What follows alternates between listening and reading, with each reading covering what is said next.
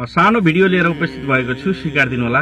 सबैजनालाई नमस्ते भन्न चाहन्छु र विशेष गरी त सुर्खेतमा मारिएकी हिनिस्यापिकाको बारेमा थोरै बोल्न मन लाग्यो। त्यहाँको घटनास्थल, वातावरण, माहौल हेर्दाखेरि यो घटनालाई कतै लुकाउन लागिएको हो कि छिपाउन लागिएको हो कि जस्तो पनि देखिन थालेको हुनाले एक दुई शब्द बोल्न मन लाग्यो।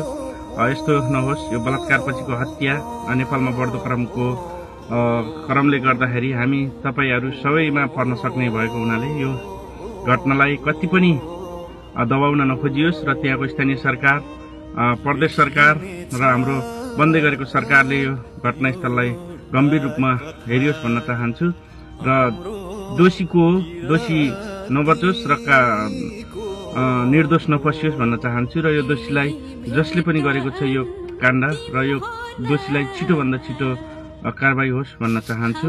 मेरो तर्फबाट स्वीकार दिनु।